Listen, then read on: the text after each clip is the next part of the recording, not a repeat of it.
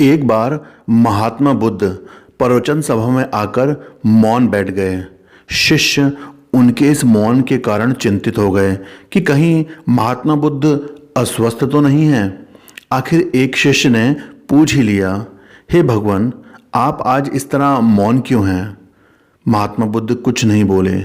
तो दूसरे शिष्य ने भी फिर से पूछा, हे भगवान, आप स्वस्थ तो हैं? महात्मा बुद्ध फिर भी मौन ही बैठे रहे। इतने में बाहर से आए एक व्यक्ति ने जोर से पूछा, आज आपने मुझे इस धर्म सभा में आने की अनुमति क्यों नहीं दी? महात्मा बुद्ध ने कोई उत्तर नहीं दिया और आंखें बंद करके ध्यान मग्न हो गए। वो बाहर खड़ा व्यक्ति और जोर से बोला, मुझे धर्म सभा में क्यों नहीं आने दिया जा रहा है?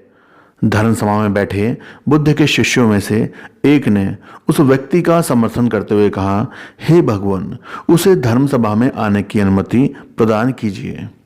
महात्मा बुद्ध ने आंखें खोली और बोले, नहीं, उसे अनुमति नहीं दी जा सकती है, क्योंकि वो एक अछूत है।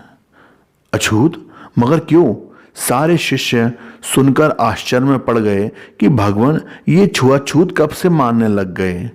महात्मा बुद्ध ने शिष्य समुदाय के मन के भावों को ताड़ते हुए कहा, हाँ, वो अछूत है। वो आज अपनी पत्नी से लड़कर आया है। क्रोध से जीवन की शांति भंग होती है। क्रोधी व्यक्ति मानसिक हिंसा करता है। इस क्रोध के कारण ही शारीरिक हिंसा होती है। क्रोध करने वाला अछूत होता है, क्योंकि उसकी विचार तरंगें दूसरों को भी प्रभावित करती हैं। उसे आज धर्म सभा से बाहर ही रहना चाहिए। उसे वहां खड़े रहकर पश्चाताप की अग्नि में तप कर शुद्ध होना चाहिए। समस्त शिष्यगण समझ गए कि अस्पृश्यता क्या है और अछूत कौन है। उस व्यक्ति को भी बहुत अधिक पश्चाताप हुआ। उसने कभी भी क्रोध न करने का प्रण लिया।